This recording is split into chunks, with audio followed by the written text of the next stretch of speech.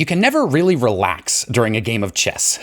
And today we're going to look at an example of why that is. And to be honest, it was a bit of a painful lesson that I learned in a tournament game recently. But I think it's a lesson that we all need to learn and that we're all going to face at some point. And so I hope that my experience with this can help you not to make the same mistake. This is round 4 of the tournament that I played a little while ago, and if you've been following along at all, you might notice that there is no round 3. That's because I got a forced buy for round 3, and so we're jumping right into round 4. So I have the white pieces, and I decided to open with e4. I was thinking of doing d4 because I've been sort of practicing the Catalan and some of those things, but I decided just to go with what I'm familiar with. e5, and I played into the Vienna. We had a pretty typical Vienna gambit, and my opponent knew how to play against it with d5, so capture here and here. I brought out queen f3, she took on c3, and I played b takes c3. Now, she played bishop c5, and I don't think this is a very good move in this position because I want to play d4 anyway, and now d4 comes with a tempo. Although, she did, she just moved the bishop back to b6, and then something that I had to deal with is there was quite a bit of pressure on the d4 pawn after, c5 comes and knight c6 and all of that. So we'll see that in just a moment. I played bishop d3, she played c5, as I mentioned, and then I just moved the queen over, and the idea here was that I'm attacking the g-pawn right away. And then after she moves it, this has caused some dark squared weaknesses over on her king side, and especially since her dark squared bishop is way over on the queen side, there's nothing that it can do to defend those weaknesses. And then I can bring my knight out, and I'm adding another defender to the d4 square. But then after she plays knight c6, now she has 3 attackers on this square, right? 1, 2, 3. And I only have 2 defenders. So I kind of need to figure out what to do about that. And the decision I made, I think, was not a very good one. I played bishop b5. And this seems, pretty sensible because I am pinning this knight. But the problem is now this allows bishop f5, which is what she played. And now this weak pawn is under attack. And there's not very much that I can do about that. What would have been better back here, actually, is bishop g5, and I considered this and actually did play this later in the game, but after something like queen c7, now I can put the bishop on f6, and now she's not going to be able to castle on the king side, right?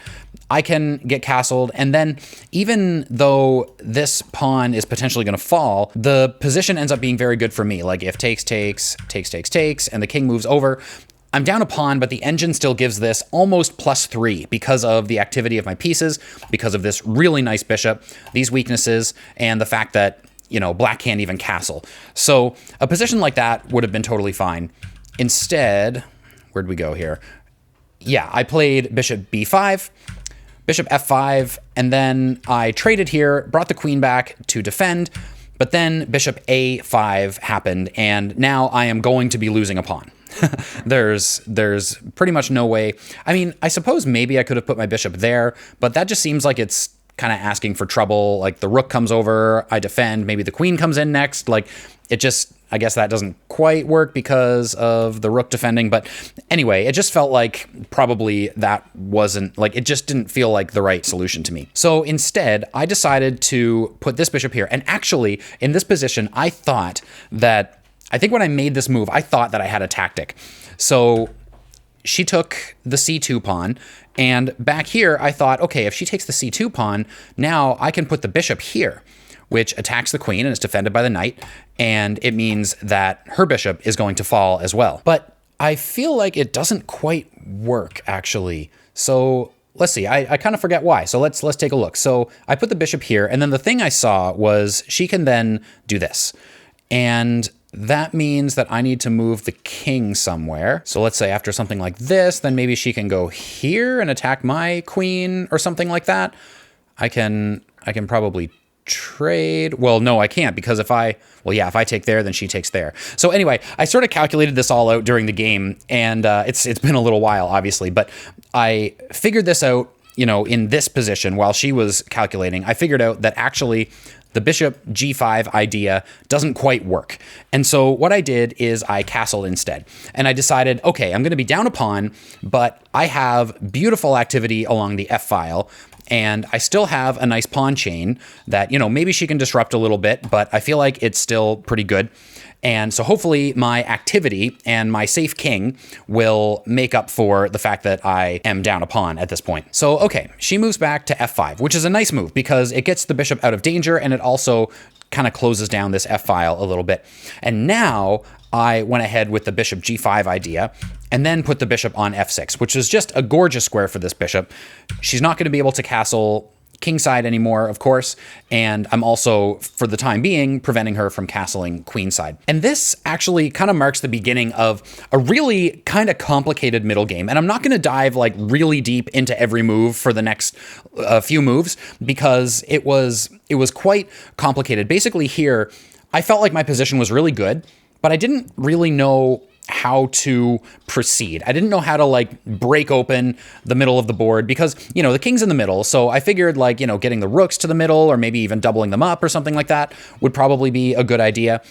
And eventually I figured that trying to make this pawn push happen to try to open up, you know, the E file and try to open things up in the middle was probably the way to go. But then there was always this counterplay over here where potentially she could like put the bishop here, line it up against my queen and king, try to open things up. And, you know, that dark square diagonal could potentially become quite weak. So the first thing that I tried was actually to move the queen to b2, thinking, okay, maybe there's some way to like line up on the B file and infiltrate over here, right?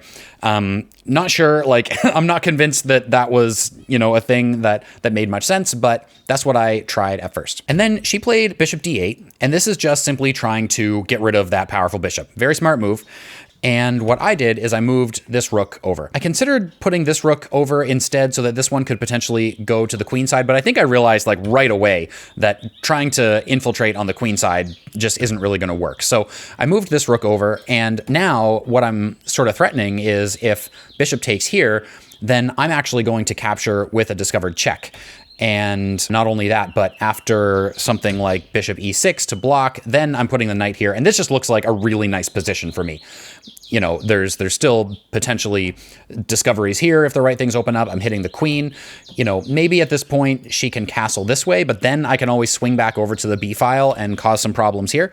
So this looks like a really good position. So instead, she played bishop here.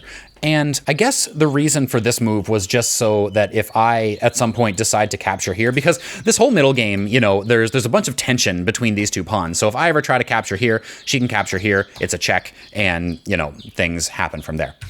But anyway, so I decided I was going to try to double up my rooks and make this push happen. We shuffled around a little bit, and then this was a pretty interesting position because basically the only thing left here that I need to do in order to push this pawn is I need to put my knight on g5 because then it defends this square so that she can't just take with the bishop. But then as soon as this push happens, this is now a weakness. And so immediately I bring my queen back over. I decided, I say immediately, it was the immediate move that I made. I think I took quite a bit of time calculating this. But anyway, I decide to go after this weakness.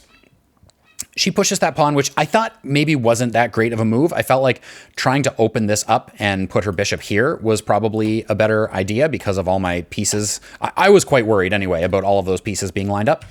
But in any case, I attacked the H-pawn, she pushes it to defend it, but then that allows for my knight to come in, and now things start kind of falling apart in her position. I sort of redirected my rook looking at this weak square. There was a bit more shuffling, and things kind of went around. And then, yeah, she went ahead and traded off the dark squared bishops. I took here, she put her queen here, and this is actually interesting because it looks like it prevents this knight from coming to f6 and causing this fork, because yes, I can come over here, which is actually what I did, and I have a check on the king, and I'm forking the rook, but if I take the rook, then she takes my queen.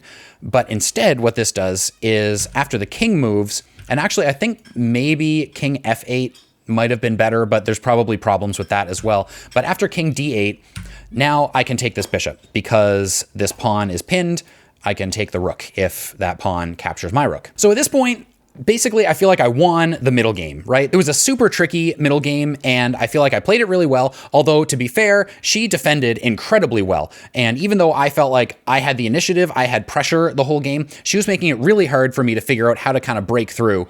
And then finally, the pressure was too much, and I managed to win this material. And so now, I have to win the game, right? And sometimes winning a one game is harder than you might think. So she went ahead and captured my rook. I captured hers and then captured the other one. But then she started desperately looking for counterplay, and she did an amazing job of this. The queen went down to a3, and so she's threatening to take. She's threatening to check and attack my rook as well. And I don't have anything really immediate. Like, maybe I have, a check with the knight, and that might have been smart. Like, she could move here and then I could go back and maybe we're looking at a repetition of some sort. Anyway, probably looking for checks here would have been smart. But instead, I was looking for ways that I could just get my rook into the game. So I pushed this pawn. So I'm threatening to go up and promote, which will make, finding a checkmate much easier for me, of course. Or if she takes, then I can take with my rook as well. And I figured that yes, she could come in with the queen, but she only has the queen and she can't checkmate me probably with just a queen, unless, something really bad happens, like the queen ends up here and it's not defended by the rook, or my king ends up here and she gets me on the back rank or something like that. So she came in and delivered a check and I moved up here, which is the only move to defend this rook, right? And then after queen d2, without thinking too hard about this, I moved the rook down here. So this attacks the queen, and it defends this pawn. But then the problem is she plays queen f4 check. And now, I don't know if you can see it right away or not, but this is a draw. Because the only places my king can move are here or here, and that's the only way to get out of check. And then she can just come back here, and now I have to move back. So it's going to be a forced threefold repetition. There's no way for me to get out of it, and this is a draw. Which is kind of crazy. So back here in this position, I could have actually moved the king up here, or even maybe here, but up here is better. Even actually the engine likes just something like f1, because yes, she can take my rook, but now there are ways of getting some kind of forced checkmate out of this.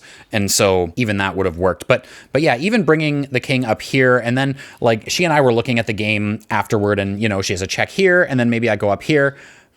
But then, like, even she can't come up here because the knight is defending it. So it never seems quite right to move your king up toward the middle of the board, especially when the queens are still on the board. But in this case, that would have been the right move. But instead, without thinking about it too hard, I put the rook on, like, the one place that I shouldn't have put it, and it's a forced draw. And this was like 3 hours in. We had been playing for a little over 3 hours, right? And the middle game was so difficult. And, we were thinking, both of us, like really, really hard in this middle game. And I felt so good about being able to get through that middle game and get a very clear winning advantage. Like, I'm up 7 points of material here. I'm up, what is it? A rook and a knight for a pawn, right? And so clearly winning, easily winning, except if she can find the right counterplay, which she did. And I think the lesson here, as I mentioned earlier, and probably it's one that you've heard before, is certainly one that I know and have heard before, but you really can't relax. Even at the very end, when you're totally winning, especially in something like a tournament game where your opponent is very good and can sort of take the time to find some of these resources. Like, I don't know, in something like a blitz game or something like that, maybe I would have had a better chance here. But in this case, I mean, so she had, let me think, she had 12 minutes left on the clock, I think, and I had like 8 minutes left. So it's kind of low enough to add a little bit of pressure, and you sort of have to, not take a really long time on moves. But it was plenty of time for me to be able to figure this out, right? And so I just played a little bit too quickly. I didn't think quite hard enough, and ended up throwing away the win. So as I said, a little bit of a painful lesson, but a very important lesson. You always have to stay sharp right up to the very last moments of these games, especially in classical tournaments where there's lots of time on the clock and your opponent has a lot of time to figure out how to find this counterplay and sort of cause complications to make you have to think really hard and play the absolute right move every time. So I hope next time you're in a winning position like this, you can maybe think about this game a little bit and try to just give that little bit of extra thought to what kind of counterplay can my opponent kind of drum up here in order to either turn this game around or get a draw where it should be a loss for them. Thank you for watching. I hope you enjoyed this game. Don't forget to like and subscribe if you enjoyed it, and I'll see you on the next one.